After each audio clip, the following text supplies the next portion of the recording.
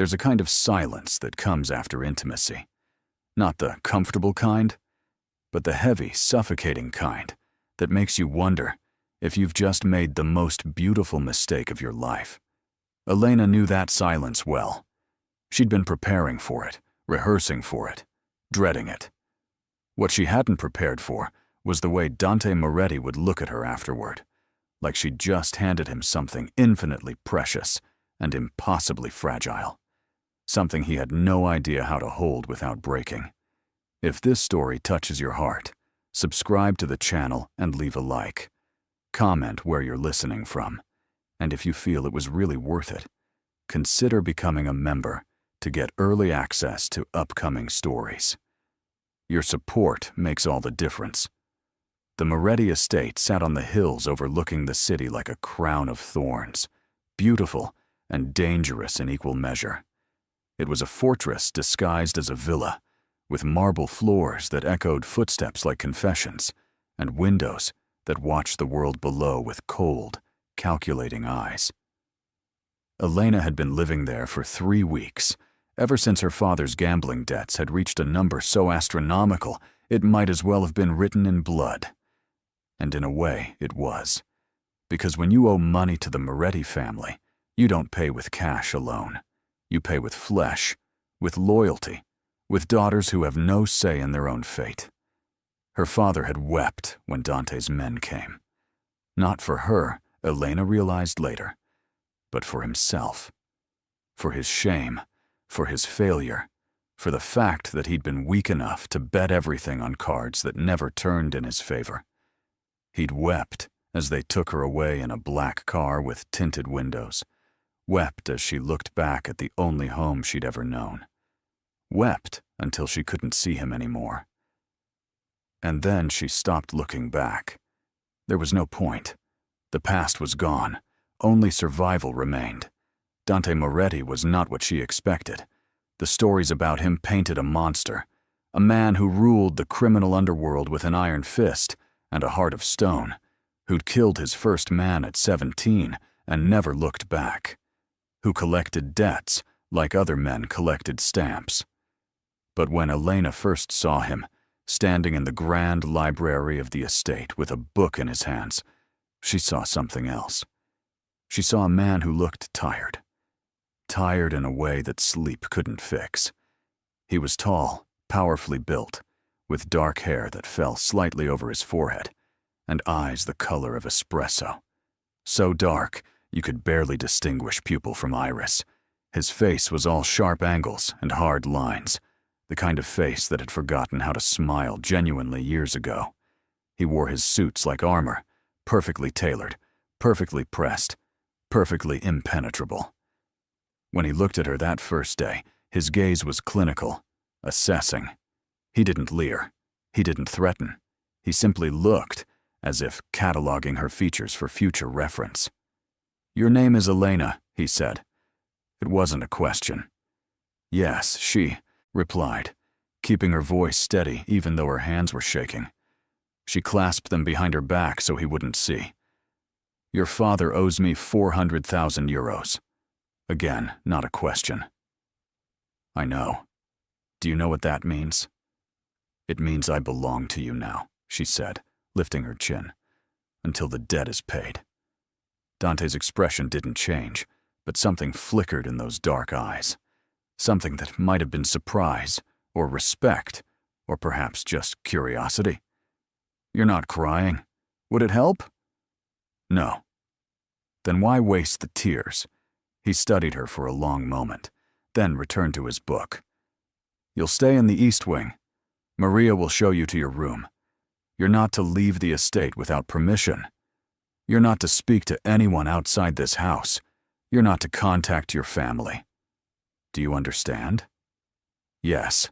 He turned a page, dismissing her with his silence. Elena followed Maria, the elderly housekeeper, through corridors that seemed to stretch forever, past rooms filled with priceless art and furniture that belonged in museums. Her room was larger than her entire apartment had been. It had a 4-poster bed with silk sheets, a balcony overlooking gardens that looked like they'd been stolen from Versace, and a bathroom with marble everything. It was a gilded cage, and she was the bird with clipped wings. That first week, Elena barely saw Dante. He was a ghost in his own home, appearing for meals occasionally, always with papers to review or phone calls to take. He was polite, distant, treating her like an unwanted houseguest rather than property he'd acquired. She didn't know what to do with that. She'd prepared herself for violence, for degradation, for all the horror she'd heard about in whispered stories. She hadn't prepared for indifference, but indifference, she learned, was its own kind of torture. Because it made her wonder, made her watch him when he didn't know she was looking, made her notice the way he rubbed his temples when he thought he was alone, the way his shoulders carried tension like Atlas carrying the world, the way he sometimes stood at the window late at night, staring out at the city below, as if searching for something he'd lost long ago. Elena had always been too curious for her own good. Her mother used to say it would get her in trouble someday. Her mother had been right. It started small. She began exploring the parts of the estate she was allowed to access. The library became her sanctuary. Dante had thousands of books in Italian, English, French, Russian. Classics, philosophy, poetry, history. She'd expected books on warfare and strategy, on power and domination. And those were there too. But so were Dante, Tolstoy, Byron, Neruda. One evening she was curled in one of the leather armchairs, reading Anna Karenina, when Dante walked in. She started to rise, to leave, to give him privacy in his own space. "Stay," he said. It was the first word he'd spoken directly to her in days. She stayed, frozen, the book open in her lap. He poured himself a whiskey from the crystal decanter, then settled into the chair across from her. They sat in silence for several minutes. She pretended to read. He pretended to drink. Finally, he spoke. "What do you think of it?" "The book?" She hesitated. "It's tragic. All the best stories are. Do you believe that? That the best stories are tragedies?" Dante looked at her then, really looked at her, and she felt the weight of his attention like a physical thing. "I believe happy endings are for children's tales. Real life is more complicated. That doesn't mean happiness is impossible, just improbable." Something in his voice made her brave. "Is that what you are? Improbably happy?" His laugh was sharp, bitter. "I am many things, Elena. Happy is not one of them." After that night, something shifted. Dante began appearing in the library more often, always when she was there, always with his whiskey and his silence. But the silence became less heavy, more comfortable, like an old blanket they shared between them. They didn't talk much at first, just occasional comments about books, about the weather, about nothing important. But those small exchanges began to add weight, began to accumulate like snow on branches, delicate but persistent. Elena learned things about him in fragments, that he'd inherited the family business at 22 when his father was murdered, that he had a sister he never spoke about, that he'd studied literature at university before his life took a different turn, that he played piano, though she'd never heard him, that he took his coffee black with one sugar, that he couldn't sleep most nights. And he learned things about her too, that she'd wanted to be a teacher before her father's debts changed everything, that she was fluent in 3 languages, that she missed her mother, who died when Elena was 16, that she was stronger than she looked, that she read when she was scared because books were the only place where she had control over the ending. 3 weeks into her captivity, that's what she still called it in her mind. Dante asked her to join him for dinner. Not in the formal dining room where they'd shared awkward, silent meals before, but in a smaller room she hadn't known existed, with windows overlooking the garden and a table set for 2 with candles that cast dancing shadows on the walls. She wore the nicest dress from the wardrobe that had been provided for her, a simple navy blue dress that made her feel less like property and more like a person. When she entered, Dante stood. He was wearing a white shirt with the sleeves rolled to his elbows, no jacket, no tie. She'd never seen him so informal. He looked younger, less like a Mafia boss and more like a man. "You look beautiful," he said, and there was no calculation in his voice, no ulterior motive, just simple observation. "Thank you." He pulled out her chair. She sat, feeling the strangeness of the gesture. Men like Dante didn't pull out chairs. They gave orders. They took what they wanted. They didn't do gentle. The meal was Italian comfort food, nothing fancy.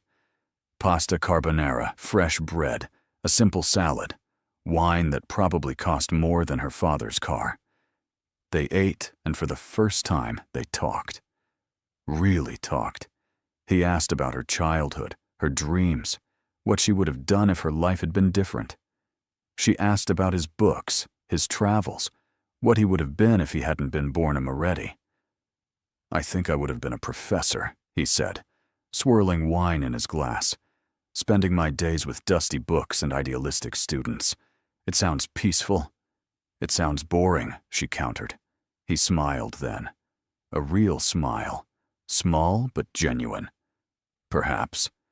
But boring has its appeal when your life is measured in violence and blood money." She wanted to ask him why he continued, why he didn't just walk away. But she knew the answer. You don't walk away from the Moretti family. You're born into it, you live it, you die in it. There is no exit door. When dinner ended, he didn't dismiss her. Instead, he led her to another room she hadn't seen, a small music room with a grand piano sitting like a sleeping beast in the center. He sat at the bench, hesitated, then began to play. Elena didn't know the piece, but it was melancholic, beautiful, full of longing and loss. His fingers moved with surprising grace for a man known for violence.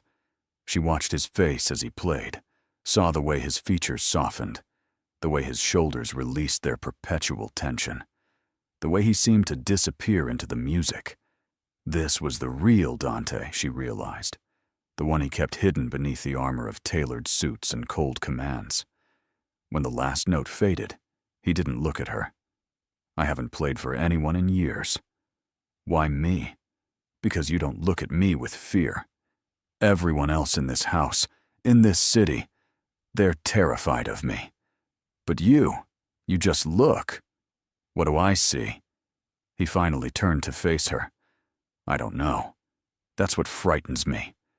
The air between them changed, became charged with something neither of them wanted to name. Elena should have left then, should have thanked him for dinner and retreated to her gilded cage.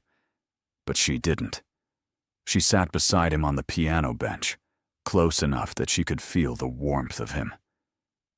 "Teach me," she said, "the piece you just played." "Elena," he began, his voice rough, "please." So he did. He guided her fingers to the keys, correcting her positioning with touches that were surprisingly gentle. His hands were large, scarred, capable of terrible things, and yet they handled hers like she was made of porcelain.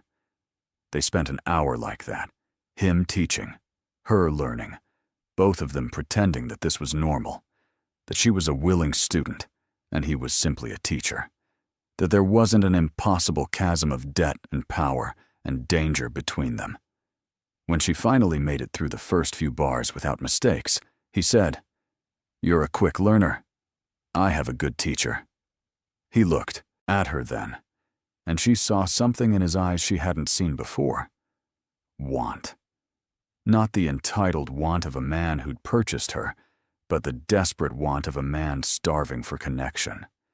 She should have been afraid, but fear had burned away somewhere between the pasta carbonara and the piano lesson, replaced by something far more dangerous. Curiosity. Desire. The reckless need to know what it would feel like to touch him, not because she had to, but because she wanted to. "Elena," he said again, and this time her name sounded like a warning and a prayer. Yes? You should go. What if I don't want to? Then you're far more foolish than I thought. She smiled. Perhaps. Or perhaps you're not as dangerous as you think you are. His hand came up, cupping her face with a gentleness that contradicted everything she knew about him. I am exactly as dangerous as you think I am. More so, because I want you, and men like me don't want. We take, but you won't take from me. It wasn't a question. The muscle in his jaw ticked. No, I won't. Why not? Because, he said, his thumb tracing her cheekbone, you're the first real thing I've had in years, and I don't want to ruin you. What if I'm already ruined? Then we're both damned, he whispered, and kissed her. It wasn't the brutal, claiming kiss she'd imagined a man like Dante would deliver. It was careful, questioning, as if he was waiting for her to pull away, to come to her senses, to remember that this was insanity. But Elena didn't pull away. She leaned in, her fingers curling into the fabric of his shirt, and kissed him back with all the pent-up loneliness and longing she'd been carrying since the day she arrived. His control shattered. One hand tangled in her hair, while the other pulled her closer, the kiss deepening, becoming desperate.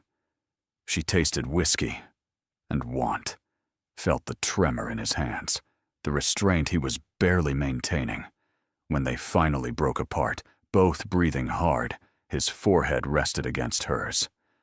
This is a mistake, he said, but his hands didn't release her. Probably. We should stop. We should. Neither of them moved.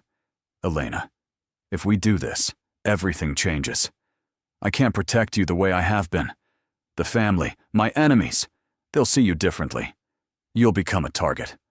I'm already a target. I'm already here, already trapped. At least let me choose this. Let me choose you. Something broke in his expression, some final wall crumbling. He stood, pulling her up with him, and led her through the quiet house to his private quarters, a place she'd never been allowed. His bedroom was surprisingly simple for a man of his wealth.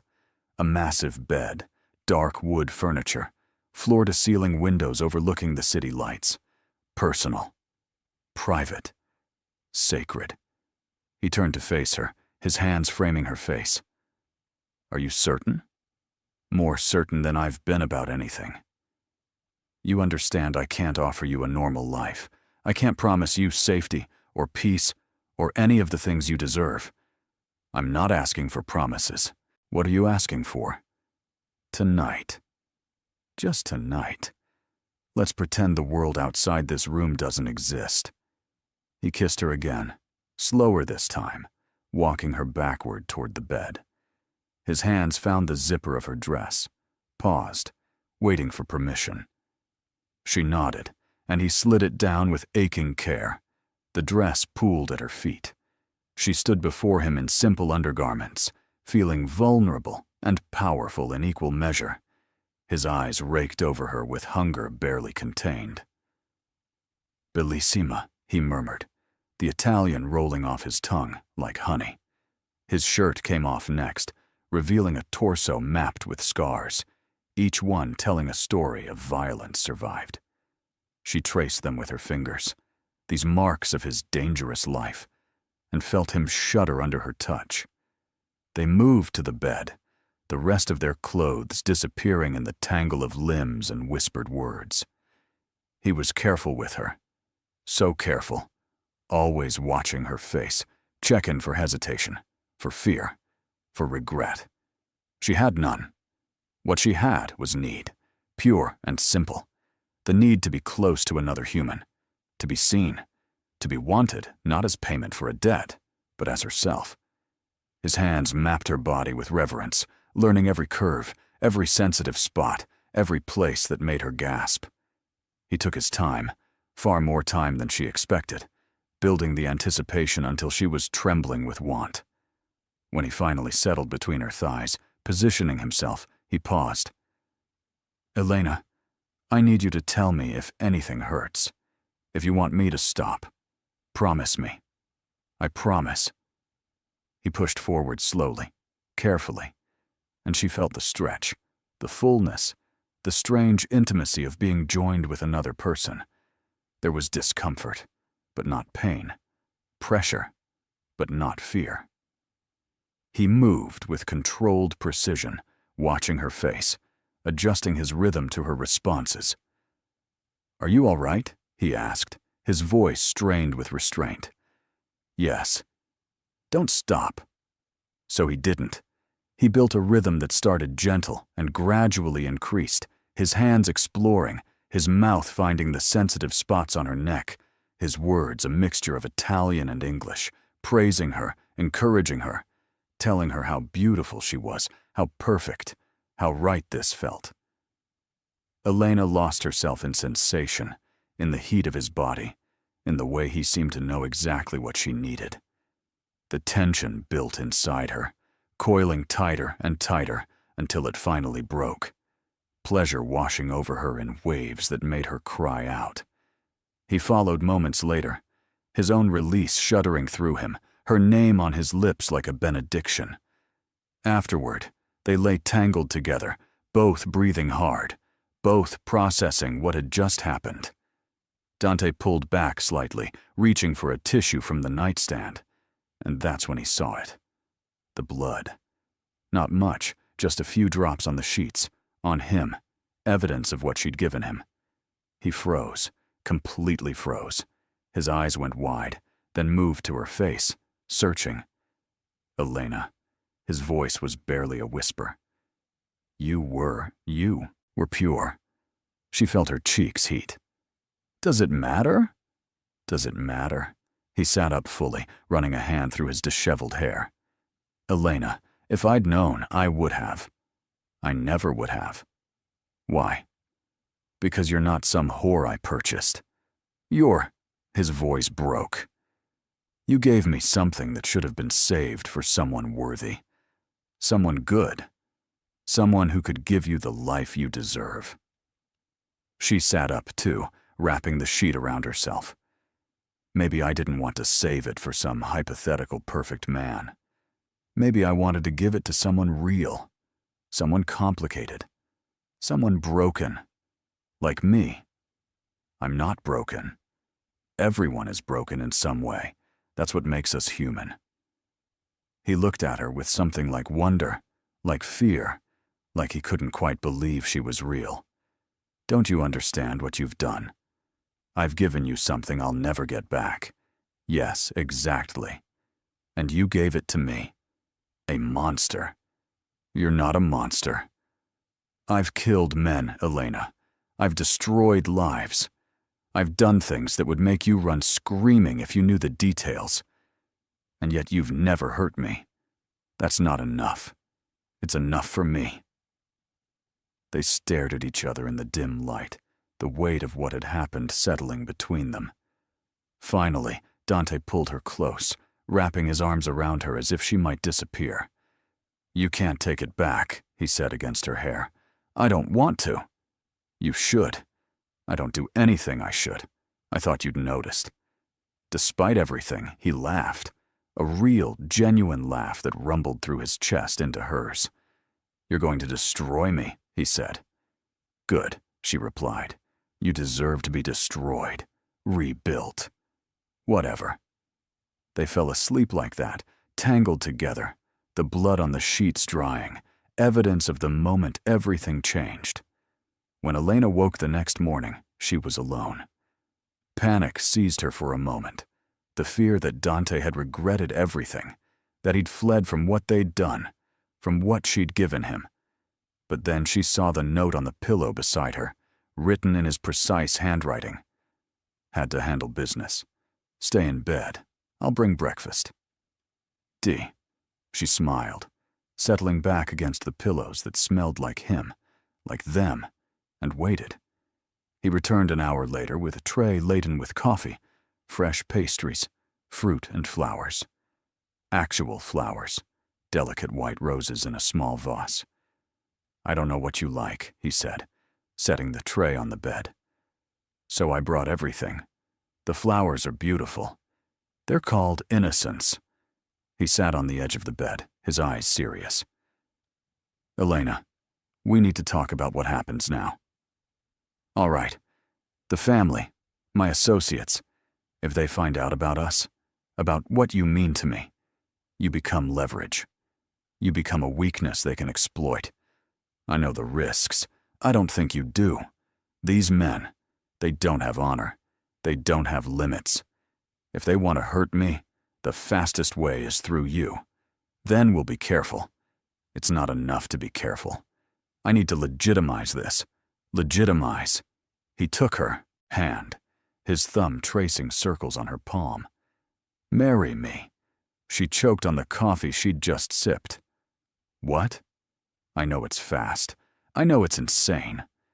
But if you're my wife, you have the protection of the family name. You're not just some girl I'm keeping. You're untouchable. Dante, you don't have to. I'm not asking because I have to. I'm asking because I want to. Because last night changed everything for me. Because you gave me something precious, and I want to give you something in return. Protection. My name. My life. She stared at him, searching his face for doubt, for hesitation, for any sign this was just practicality. But what she saw was raw sincerity, vulnerability he rarely showed. You barely know me. I know enough. I know you're brave. I know you're kind, despite everything life has thrown at you. I know you see me, the real me, and you didn't run. I know that when I'm with you, I feel human again. And I know I'll spend the rest of my life trying to be worthy of what you gave me last night. Tears pricked her eyes. This is crazy. Completely. But is that a yes? She thought about her options, about the life waiting for her if she refused. She could never go home. Her father's debts still existed. She was trapped in this world regardless. The only question was whether she'd be trapped as Dante's property or as his partner. And somewhere in the past 3 weeks, between the library talks and the piano lessons and the careful way he touched her, she'd stopped seeing him as her captor and started seeing him as simply Dante. Complicated, damaged, dangerous Dante, who played piano and read poetry and looked at her like she was something miraculous. Yes, she said. It's a yes.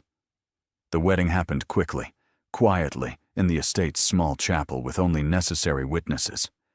Elena wore a simple white dress that Dante had commissioned from a designer in Milan, fitted perfectly despite the rush. He wore a black suit that made him look every inch the powerful man he was, but his hand shook slightly when he slid the ring onto her finger. The priest spoke the traditional words, binding them together in the eyes of God and the law. When he pronounced them married, Dante kissed her with a tenderness that belied his reputation, and she tasted something like relief on his lips. The witnesses dispersed quickly. There was no reception, no celebration, just the two of them, standing in the chapel, newly bound. How does it feel to be Mrs. Moretti? He asked. Surreal. Dante pulled her close. I promise you, Elena, I will do everything in my power to make you happy, to keep you safe, to be the man you deserve. I don't need you to be perfect.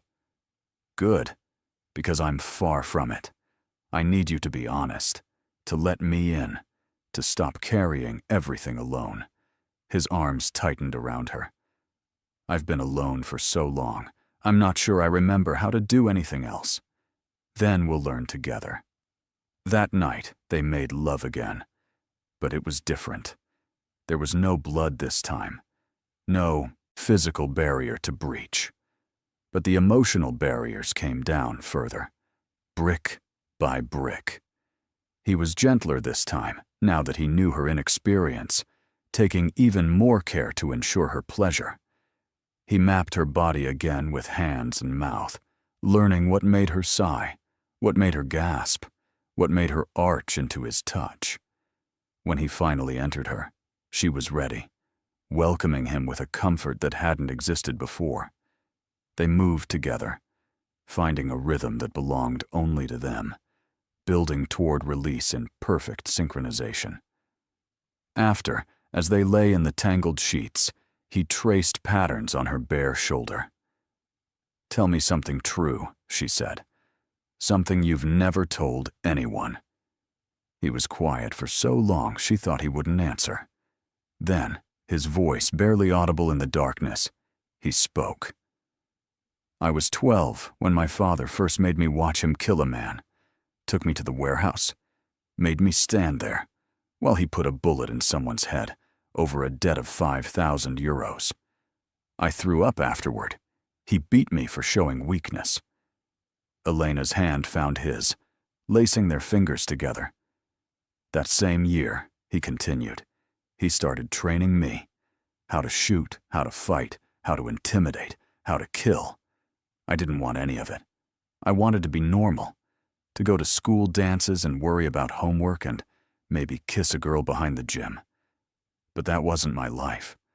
My life was blood and violence, and learning to bury every soft emotion under layers of ice. What happened to the boy who threw up? He died," Dante said flatly. "Had to. Couldn't survive in my world." "No," Elena said firmly. "He didn't die.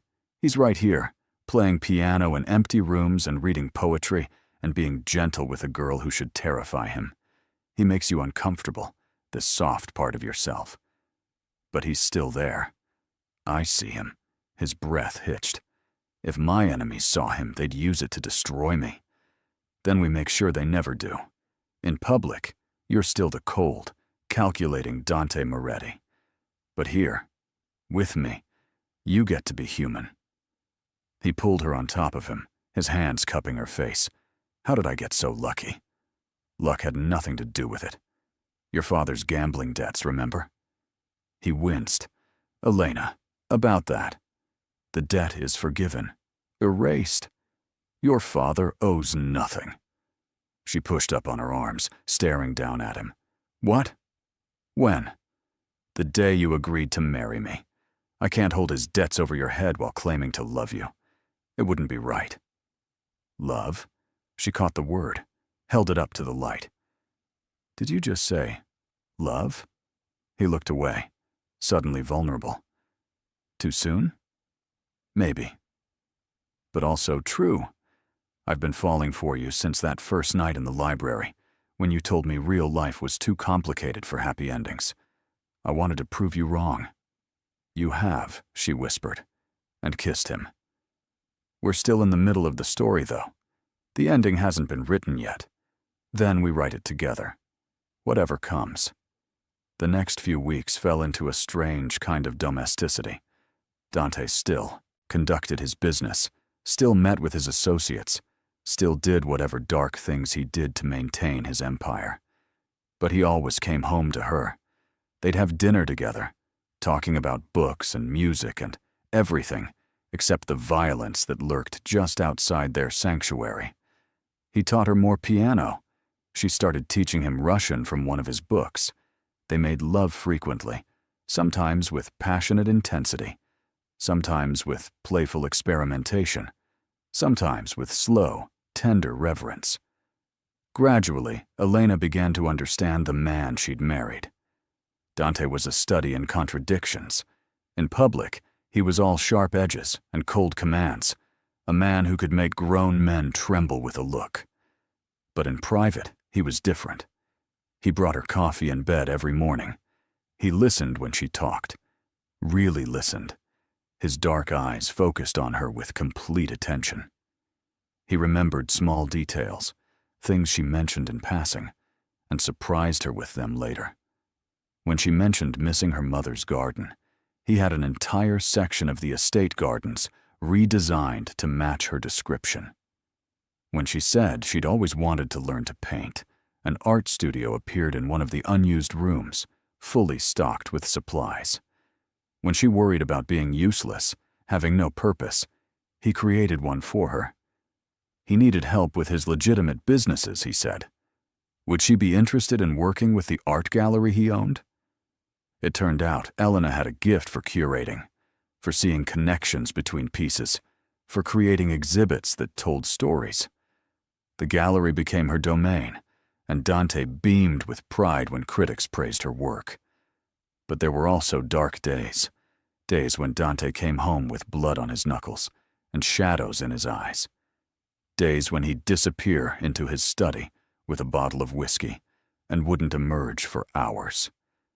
Days when the weight of what he was, what he did, what he'd become, crushed down on him until he could barely breathe. On those days, Elena learned to be patient. She'd wait outside his study until he finally opened the door. Then she'd lead him to bed and just hold him. She didn't ask what happened, didn't push for details he couldn't or wouldn't share. She just reminded him through her presence that he wasn't alone anymore. 4 months into their marriage, the peace shattered. Dante came home early one afternoon, his face grim. He found Elena in the art studio, working on plans for the next gallery exhibit. "We need to talk," he said, and something in his voice made her stomach drop. "What's wrong?" "There's been a development. Marco Salvatore, one of my father's old rivals, he's been making moves, trying to consolidate power, challenge my position.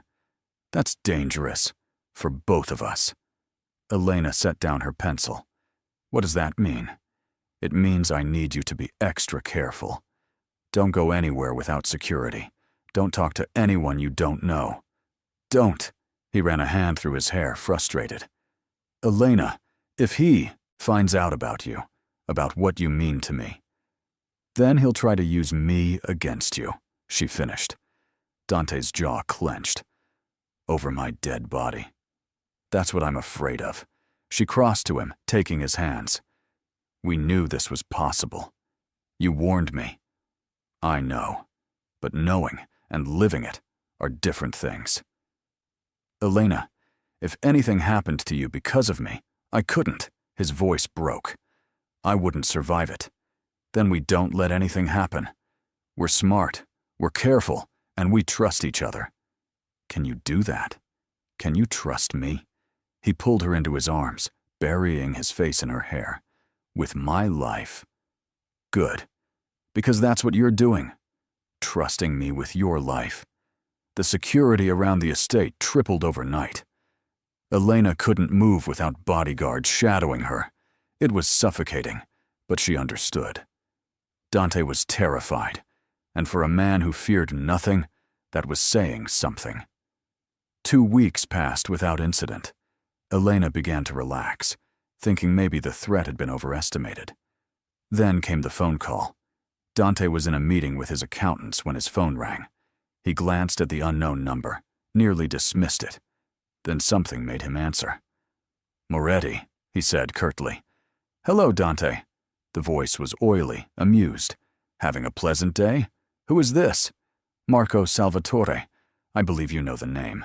Every muscle in Dante's body went rigid. "What do you want?" "Just to chat. Man to man. About business, and about your beautiful wife." Dante's blood turned to ice. "If you touch her, this isn't a threat, Dante?" "Not yet. Just a reminder that everything you love can be taken away, just like you took from my family years ago. My father owes you nothing. This is between you and me." "Is it, though?" "Because from where I'm standing, the best way to hurt you is through her. That pretty little thing you married. Elena, isn't it?" "I'll kill you," Dante snarled. "Eventually, perhaps. But first I'm going to make you watch everything you care about burn." The line went dead. Dante was moving before conscious thought took over. He burst from the study, shouting orders to his men. "Find Elena. Now. Lock down the estate. No one in or out. Move!" His heart was pounding so hard he thought it might burst from his chest. He took the stairs 3 at a time, heading for the art studio where she'd said she'd be working. The door was open. The room was empty. Elena's sketches were scattered across the table. Her phone was there, but she was gone. "No," he breathed. "No, no, no!" He spun, grabbing the nearest guard. "Where is she? When did you last see her?" The guard paled. 20 minutes ago, sir. She said she was going to get tea from the kitchen. I was stationed outside, I swear. I didn't leave my post. The kitchen! Dante ran again, terror giving him speed. The kitchen was empty too. But the back door, the one leading to the garden, was slightly ajar. His whole world tilted. They'd taken her. Right from under his nose, from his home, from the one place she should have been, safe. He'd failed her. Dante pulled out his phone with shaking hands, dialing his most trusted lieutenant. Luca, Marco Salvatore has Elena. I need every resource we have, every contact, every favor owed. Find her. Find where he's taken her. And Luca? Yes, boss. Prepare for war. Within an hour, Dante's network was activated. Every informant, every ally, every person who owed the Moretti family a debt was mobilized. Dante himself was strapped with weapons, his face a mask of cold fury that his men recognized and feared. This was the Dante Moretti who'd built an empire on blood. The Dante who showed no mercy. The Dante who would burn the world to ash to protect what was his. They found the location in 3 hours. An abandoned factory on the outskirts of the city, one of Salvatore's old holdings. Dante approached with 20 of his best men, armed to the teeth, ready for massacre. The inside of the factory was dim, lit by hanging industrial lights that cast sickly yellow pools on concrete. And there, in the center of the space, tied to a chair, was Elena. She was conscious, and that was both a relief and a terror. Her lip was split. Blood dried on her chin. Her wrists were raw from the ropes. But her eyes, when they met his across the distance, were fierce. Not broken. Not afraid. Just angry. "Ah, Dante," a voice called from the shadows. "So good of you to join us." Marco Salvatore stepped into the light. He was a stocky man with gray hair and a smile that held no warmth. "I was just getting acquainted with your lovely wife." "Let her go," Dante said, his voice deadly calm. "This is between us." "But that's where you're wrong," Marco replied. "It stopped being just between us the moment you decided to love someone." "Love is weakness, Dante. I thought your father taught you that." "He did." "He was wrong, was he? Because from where I stand, your love for this girl is about to cost you everything." Dante's gun was in his hand, aimed at Marco's head. "Release her. Now. Or what? You'll shoot me? Go ahead. My men have orders. If I die, she dies. Slowly. Painfully. We're at an impasse then." "Not quite," Dante said, and whistled. The sound echoed through the factory. Then chaos erupted. Dante's men stormed in from every entrance, weapons drawn. Marco's men responded, and suddenly the space was filled with gunfire, shouting, violence. Dante moved through it like a force of nature, taking down anyone between him and Elena. A bullet grazed his shoulder. He barely noticed. Another man tried to tackle him. Dante broke his arm and kept moving. Nothing mattered except reaching her. He finally did, dropping to his knees in front of her chair, hands shaking as he worked the ropes. "Elena, are you hurt?" "Did they?" "I'm fine," she said quickly. "Bruised, but fine. They wanted me scared, not dead. Yet."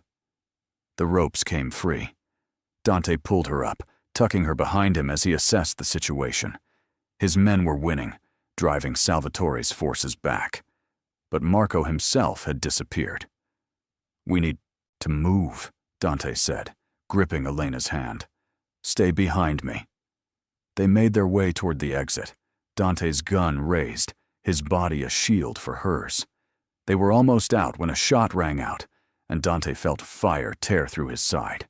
He staggered but didn't fall, turning to see Marco emerging from behind a pillar, gun smoking. "You really think you can just walk away?" Marco snarled. "After everything? After what your family did to mine? Your father murdered my brother over a territorial dispute. Took everything from me." "Business is business," Dante said through gritted teeth, pressing a hand to his bleeding side.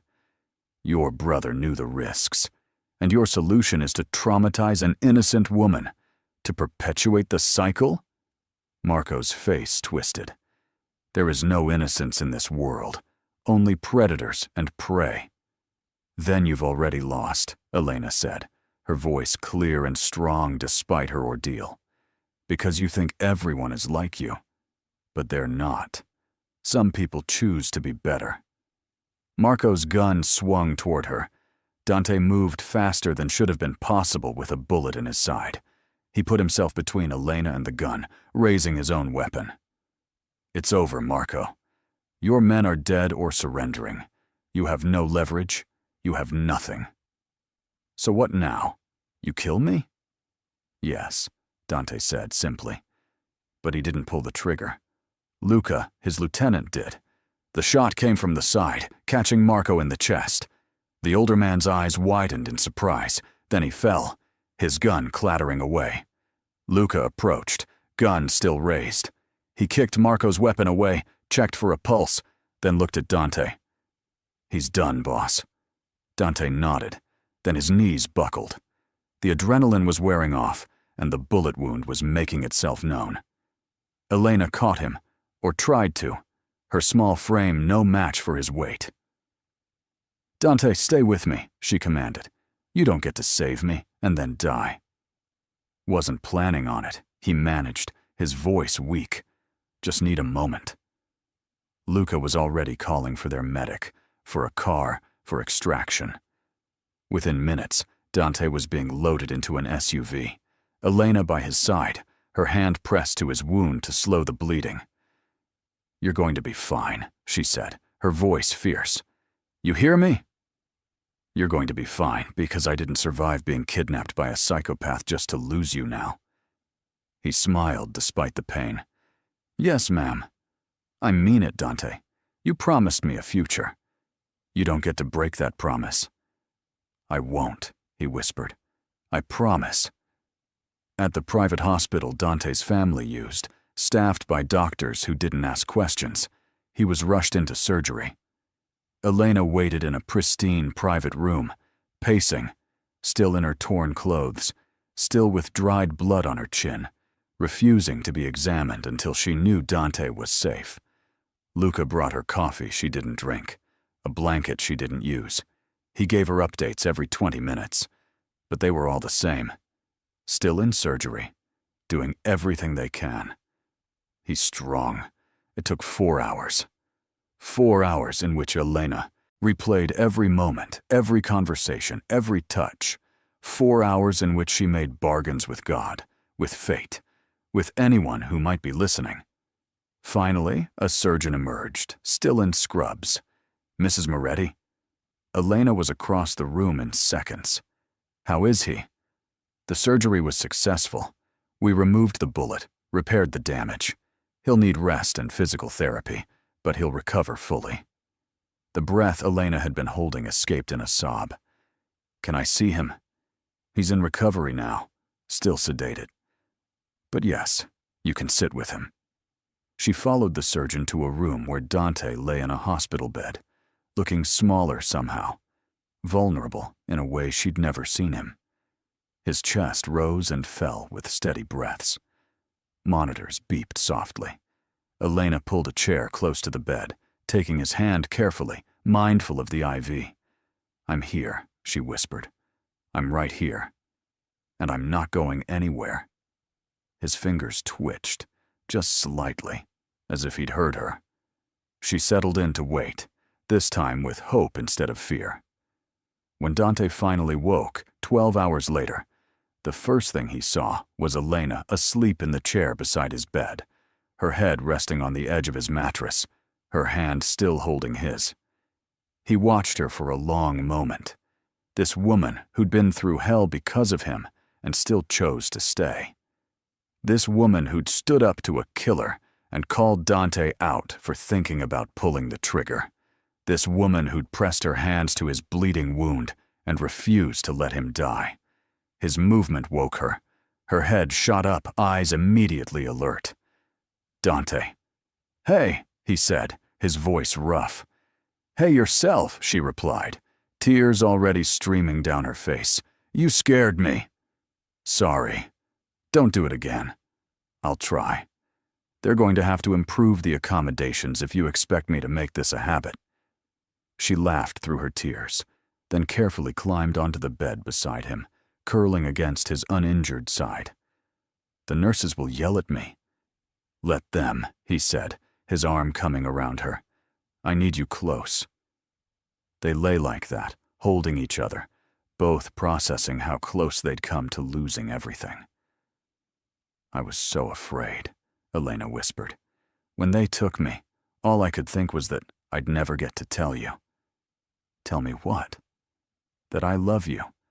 I know I haven't said it yet, that it might be too soon, or too complicated, or too dangerous.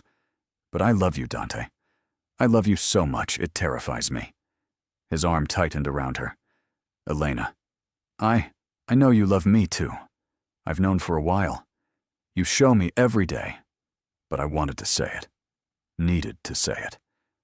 In case you died saving me." "Yes." He turned his head to kiss her forehead. "I would do it again. 1,000 times. Because a world without you isn't worth living in." They spent 3 days in the hospital, Dante recovering his strength, while Elena refused to leave his side. Luca brought updates. Salvatore's organization had collapsed without its leader. The threat was over. The territory disputes were being settled peacefully. The Moretti family's position was stronger than ever, but Dante barely cared about any of it. His empire could crumble for all he cared, as long as Elena was safe. On the 4th day, they went home. Dante moved slowly, favoring his injured side, but he insisted on walking on his own. The staff greeted them with relief, Maria actually crying as she fussed over both of them. That night, lying in their own bed, Elena traced the new bandage on Dante's side. "This is going to scar," she said quietly. "Join the collection," he replied. "Does it hurt?" "Not as much as the thought of losing you did." She looked up at him. "Dante, we need to talk about what happens now." "What do you mean?" "I mean, we can't keep living like this. Waiting for the next threat, the next enemy, the next crisis. You were almost killed. I was kidnapped. This isn't sustainable." He was quiet for a long moment. "What are you saying?" "I'm saying maybe it's time for you to make a choice between the life you were born into and the life you could have. You know I can't just walk away from the family." "Why not?" "Because it doesn't work that way. You don't retire from this. You die in it, or you die getting out." "Dante," Elena said firmly, sitting up to look at him properly. "You are not your father. You are not bound by his choices or his legacy. You have enough money to live 10 lifetimes. You have legitimate businesses that could sustain you. You have the intelligence and skills to do anything you want.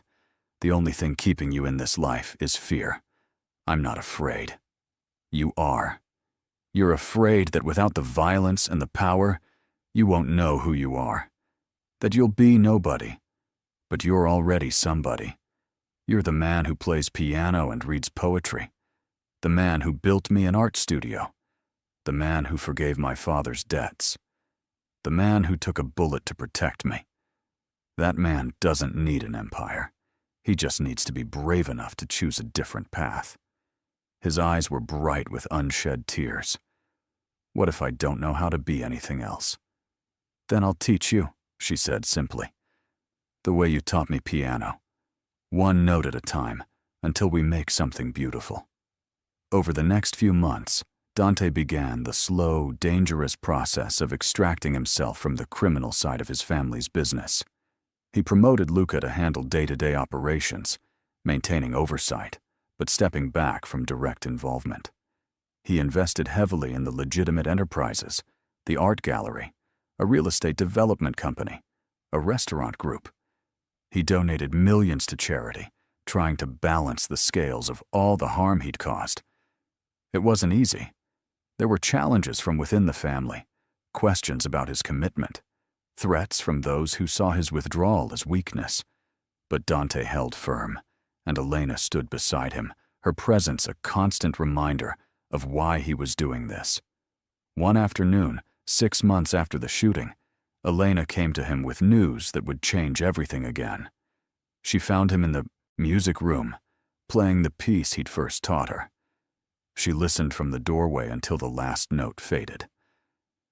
"That was beautiful," she said. He turned, smiling. "I've been practicing. Something in my wife told me I should lean into the parts of myself that don't involve violence. Your wife sounds wise. She is. Probably too good for me."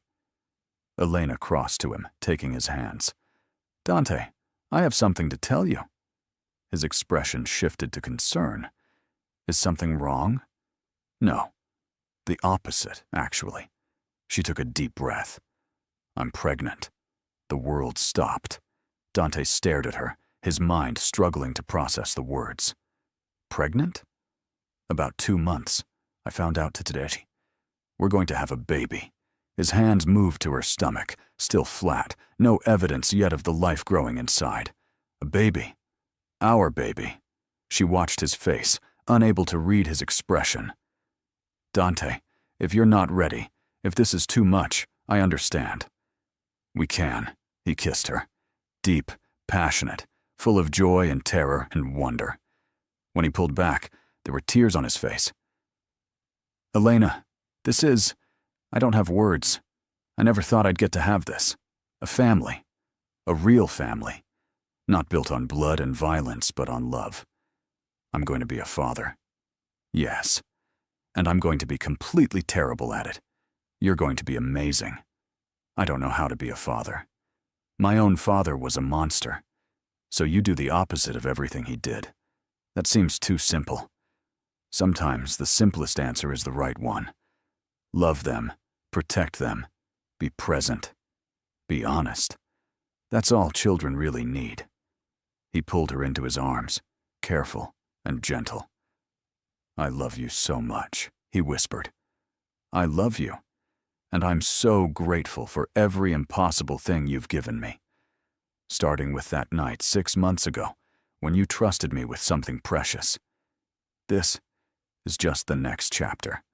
Then it's the best one yet." The pregnancy progressed smoothly.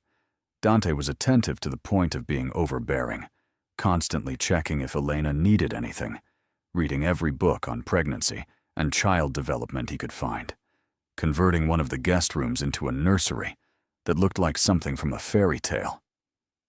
Elena's belly grew, and with it, Dante's wonder. He'd never thought he'd experience something so normal, so mundane, so miraculous. He attended every doctor's appointment, his dangerous reputation melting away as he asked endless questions about fetal development and what Elena should eat, and whether the baby could hear his voice yet. At night, he'd talk to her stomach, telling their unborn child stories, playing piano, making promises about the life they'd have. A life different from his own childhood. A life full of love and safety and choices. The gallery continued to thrive under Elena's direction, though she scaled back her hours as the pregnancy advanced. Dante's legitimate businesses flourished. He still maintained connections to the family, still advised on certain matters, but he was no longer the man making life and death decisions. He was becoming something else, something better. 7 months into the pregnancy, on a crisp autumn evening, Elena went into labor. It was 3 weeks early, and Dante panicked in a way he never had facing armed enemies. He got her to the hospital, stayed by her side through every contraction, let her squeeze his hand hard enough to leave bruises. The labor was long, 16 hours of Elena working through pain, while Dante felt helpless and useless and terrified. But finally, as dawn broke over the city, their daughter entered the world with a loud, healthy cry. Dante cut the cord with shaking hands, watched as they cleaned and weighed and wrapped the baby in a soft pink blanket. Then the nurse placed her in his arms, and time stopped. She was perfect. Tiny and red and wrinkled and absolutely perfect. She had Elena's nose and his dark hair and the most beautiful eyes he'd ever seen. 10 fingers, 10 toes. Completely healthy, the doctor said. Congratulations. Dante couldn't speak. He just stared at this impossibly small person, this life he and Elena had created, this future wrapped in pink. Elena, exhausted but glowing, reached out. Can I hold her? Of course, Dante said, carefully transferring their daughter to her mother's arms. Sorry, I can't believe she's real. She's real, Elena confirmed, tears streaming down her face as she looked at their baby. She's perfect, and she's ours. What should we name her? They'd discussed names for months but never settled on one. Now, holding her, the answer was obvious. Lucia, Dante said. It means light. Lucia Moretti. Elena smiled. Perfect. Our little light. Dante sat on the edge of the hospital bed, his arm around Elena, both of them gazing at their daughter. This is everything I never knew I wanted, he said softly. Everything I never thought I deserved. You deserve this, Elena said firmly. You deserve happiness and love and a family. You always did. It just took you a while to believe it. He kissed her temple. Thank you. For what? For seeing me when I was invisible. For loving me when I was unlovable. For giving me Lucia. For giving me a life worth living. She leaned her head on his shoulder. We gave each other those things. That's what love is, Dante. It's choosing to see each other's light, even when the world only shows you darkness.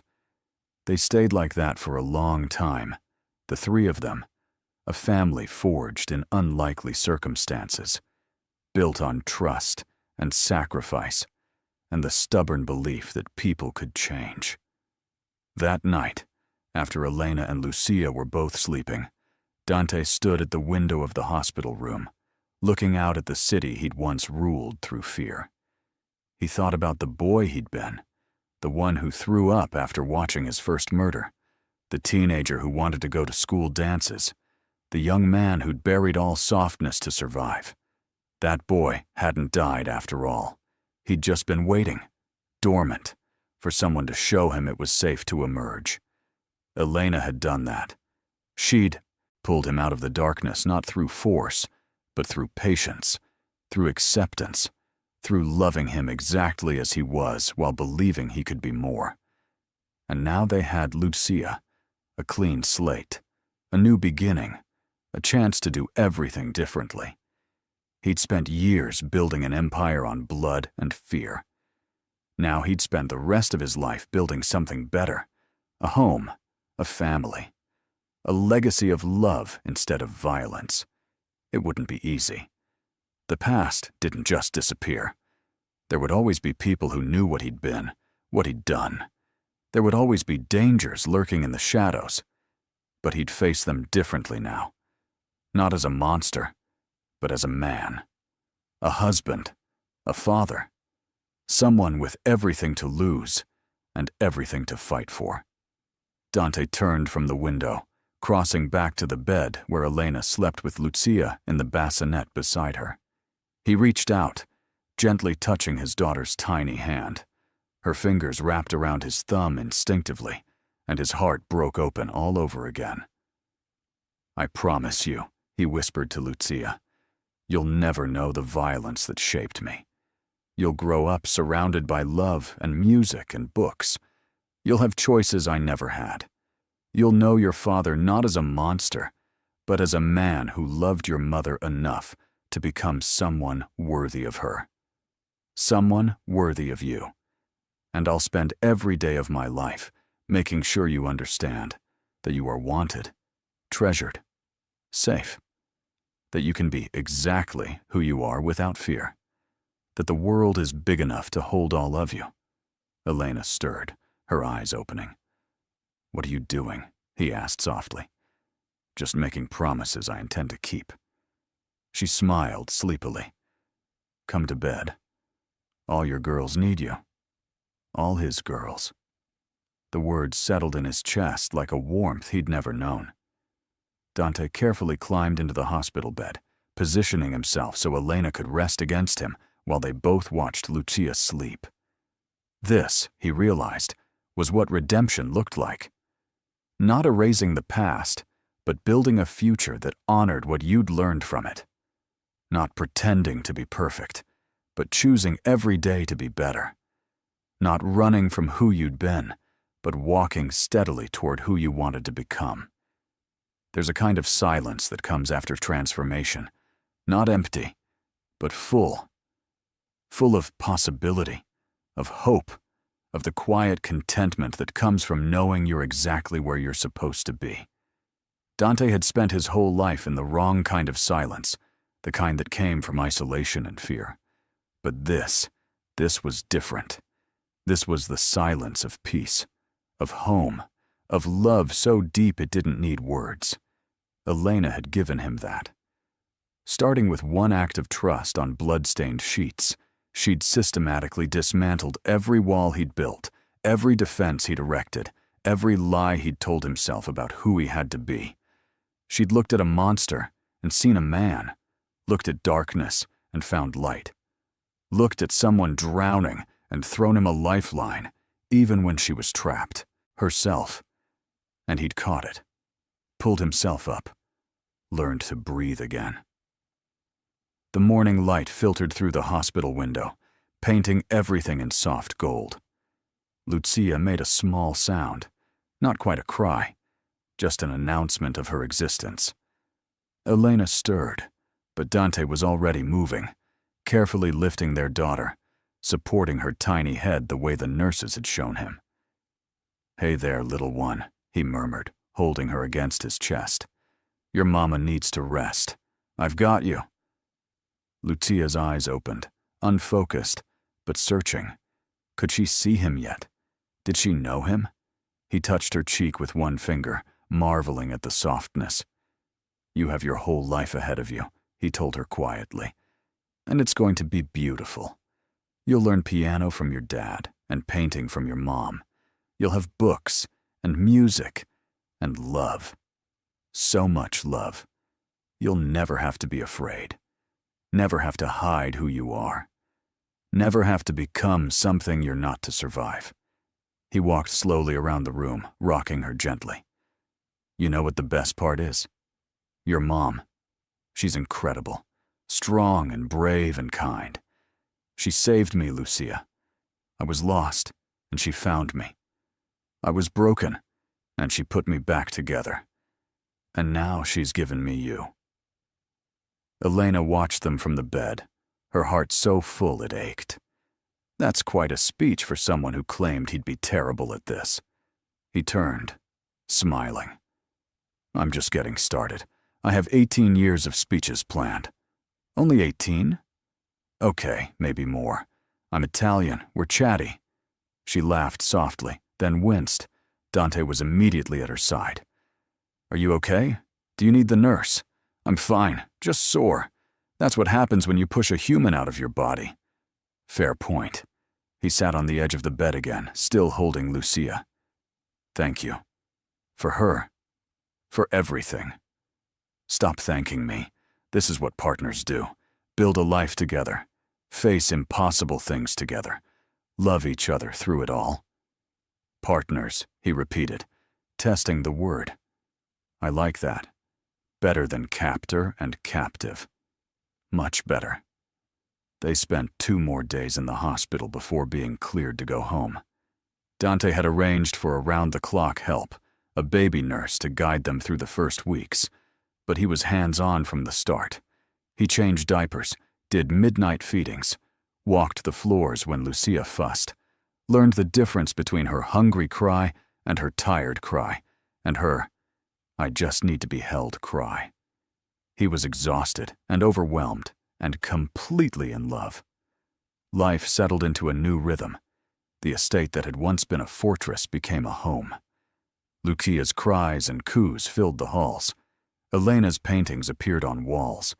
Dante's piano playing was no longer a solitary, melancholic thing, but a soundtrack to their family life. The art gallery remained successful, but Elena worked from home most days, managing things remotely while being present for Lucia.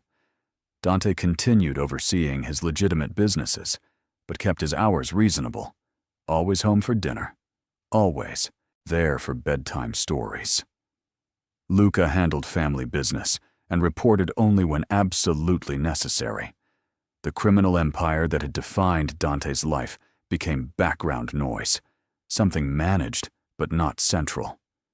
On Lucia's first birthday, they had a small party in the garden, just close friends, Maria and the household staff, Luca and his wife. No pomp, no show of power, just people who genuinely cared, celebrating a little girl taking her first wobbly steps. Dante watched Elena help Lucia blow out the single candle on her cake, both of them laughing when Lucia grabbed a fistful of frosting instead. This moment, ordinary and perfect, was everything. "A year ago, I was terrified," Elena said that night after Lucia was asleep. Of what? Of being a mother. Of whether we could really make this work. Of whether choosing to stay with you was naive or brave. And now? Now I know it was both, and I'd choose it again every time. He pulled her close. "I never thought I'd get to have a normal life." "This isn't normal," she corrected. "Normal is boring. This is extraordinary. We're extraordinary. Because we chose to be. That's the secret, isn't it? It's not about where you start or what you're born into. It's about what you choose. Every single day. Every single moment." Yes. Dante thought about the choices that had brought him here. The choice to see Elena as a person, not property. The choice to let her in. The choice to marry her, protect her, love her. The choice to walk away from violence.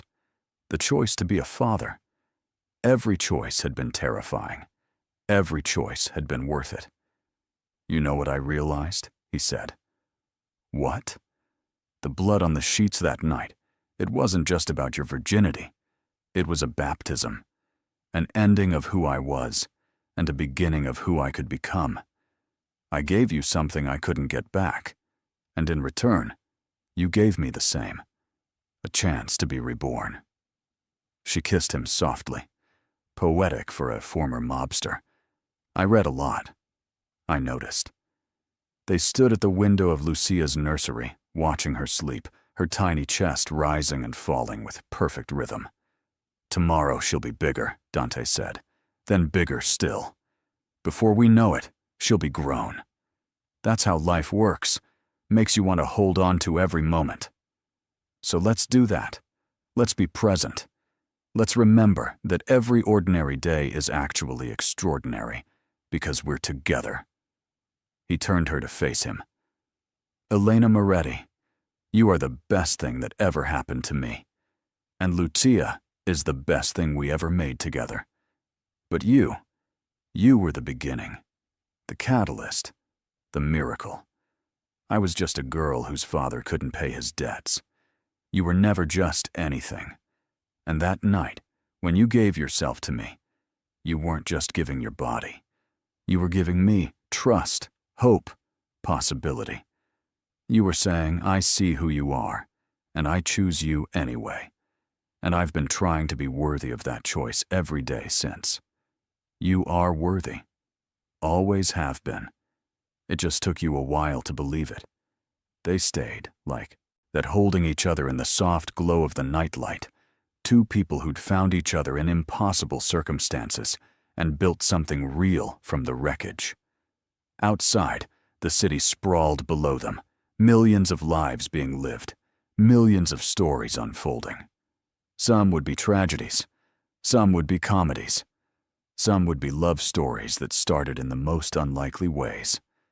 Theirs was one of those, a mafia boss and the daughter of a debtor, a monster and his salvation. Two broken people who found each other and discovered that broken pieces can fit together to make something whole. And maybe that's the truth we all need to learn. That purity isn't about being untouched by darkness. It's about choosing light anyway. That love isn't about finding someone perfect. It's about finding someone whose imperfections fit yours. That redemption isn't a destination. It's a daily practice of becoming better than you were yesterday. Dante had been terrified that night, seeing the blood, realizing what Elena had given him. But she'd been right to give it, because she'd seen something in him worth believing in, worth fighting for, worth loving. And in seeing that, she'd made it real. That's the power of love. Not that it changes people against their will, but that it shows them who they could be and gives them the courage to become it. If this story touched your heart, subscribe to the channel and leave a like. Comment where you're listening from. And if you felt it was really worth it, consider becoming a member to get early access to upcoming stories. And if you felt this story was really worth listening to, click the super thanks button. Your gesture makes all the difference and helps us continue creating stories that touch the soul.